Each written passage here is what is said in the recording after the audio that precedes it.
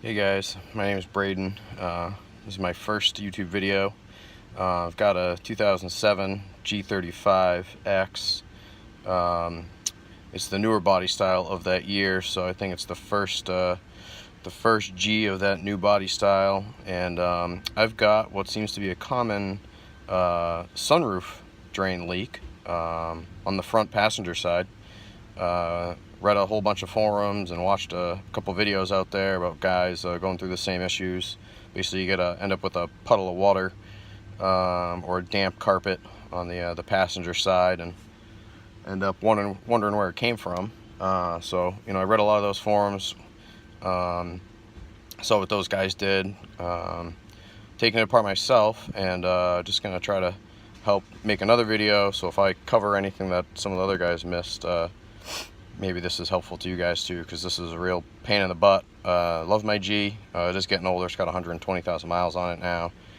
Still runs awesome. Still makes me happy. But yeah, a wet interior sucks. Especially I moved down to Florida a couple years ago, and yeah, it's really annoying because it rains here quite often. And I come out to the car and I got a wet floor. Alright, so here you can see my dashboard's pretty well taken apart. I'm obviously sitting on the passenger side. So I took the A-pillar out. There's really only two clips. There's one here and one here. I got a flat piece in here, pried it up a little bit, and then just gently pulled it away with my hands. When you get down to about here, it kind of slides up and over. So that came out pretty easy. Just be careful. Make sure you got clean hands. Watch another video. This vent here comes out. I ended up taking out two screws. I put the screw back here. There's another one. I think I only had to take out one, but took out both. If you replaced the cabin air filter before, you know how to take out this area. There's basically screws along the top here, a couple down here, and then this piece of the glove box comes out. And then before I did that, I took the lower, there's a plastic trim on mine that sits up here, took that out. So far, I found with that out, I got pretty good access, although I'll tell you right now, none of it's very good. I mean, you almost can't even see, but the piece goes back there. Here's what the sunroof drain tube looks like, of course. Let me see if I can get a better shot down below. Yep, there's the hole. So I got the old one out, so you can see. I'll give you some more reference down here. This is how I ended up getting out. I ended up using a long pliers and then pulling on the tube at the same time to wiggle it out.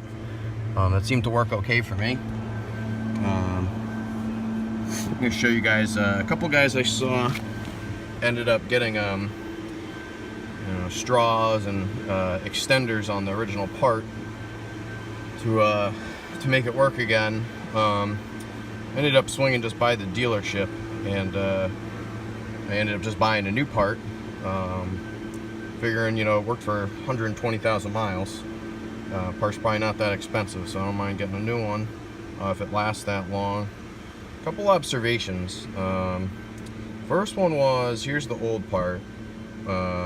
You'll see all the parts got an arrow on them up.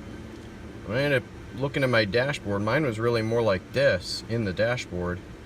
And I think that led to early issues with mine. On top of what you'll see is there's like a rock stuck in it. So that's that obviously wasn't helping it drain. But yeah, rock, so rock's bad. But the other thing you'll see, look at where all the dirt is. Because it was sideways, you can see the water was washing up against where this clip is, instead of down this little, almost like a runway. If it was oriented straight up, there's that arrow over here. So mine was really in like this. You can see the water running sideways, and what was happening as the seal got old and weak, I suspect that the water could start to slip through here, fall in that path of least resistance. So part of me wanted to just realign it and like this, but I bought the new one, so I think I'm gonna go with that, but I'll keep this one around.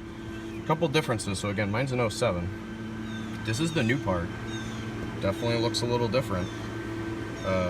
Obvious note would be there's 4 clips instead of 2. Sorry about the guys at the apartment here clean up. This is the old one. Only got 2 clips. Also a little odd. The new one seems to be smaller in diameter. It's kind of hard to show you guys while I'm holding the phone here. Let's see if I can do it here. See, the new one will fit inside the old one. Now, I'm a little unsure if that's going to cause me an issue down the road. I'm going to keep making these videos. I'm going to test running water down before water down the tube before I'm done today. But I think the reason they made it smaller is the gasket is far wider. So take a look at that guy. Let's see if I can do another side by side here to show you guys how much thicker that gasket is. There's that one, and there's the old one.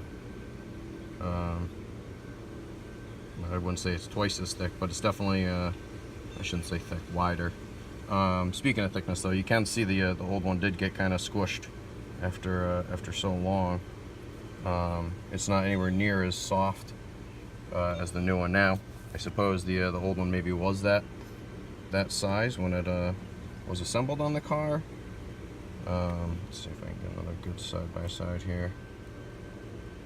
Yeah, so you can see how much fatter it is right there. I mean, I'm not the best cameraman here, but anyways, other than that, the design looks pretty similar. Like I say, they shrunk down the front, so the slipway here is a little different in the front. This one seems like it captures the water a little bit better. As it comes, it would have to slide up more.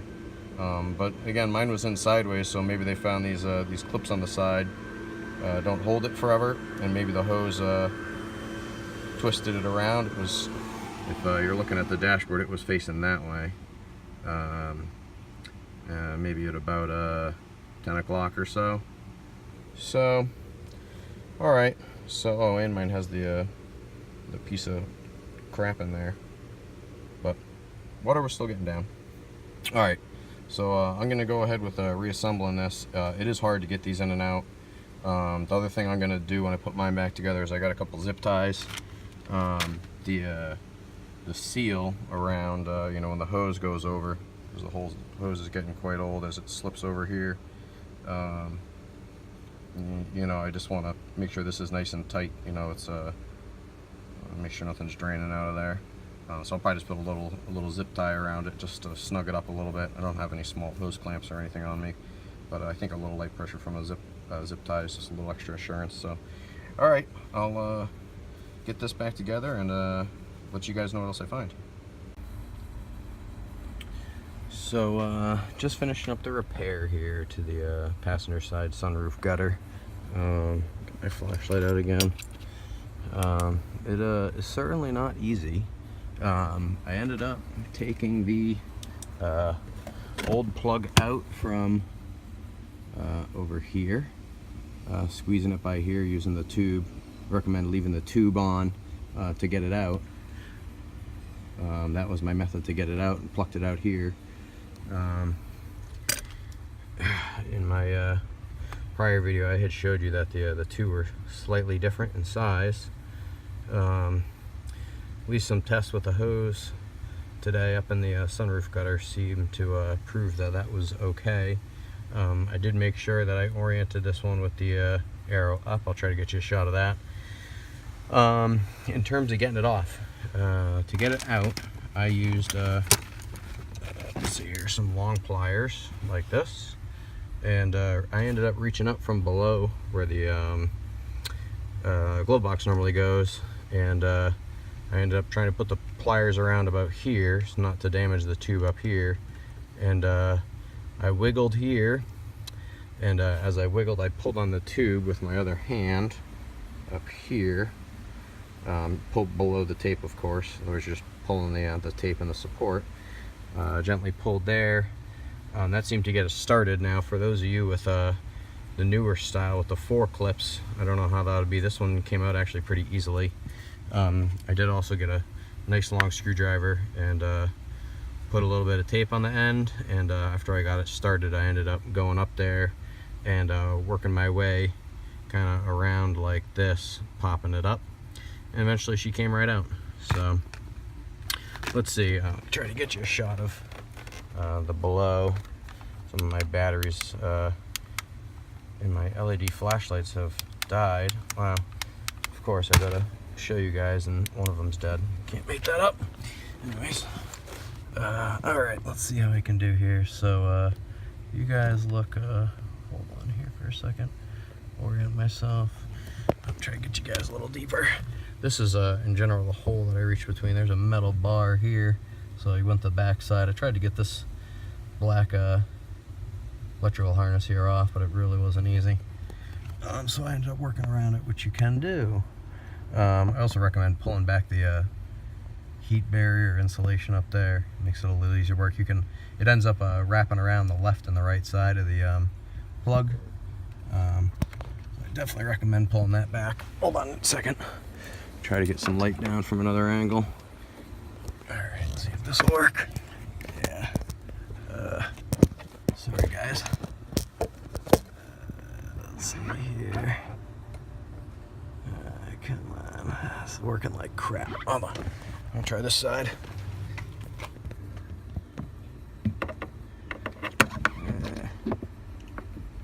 I found this area between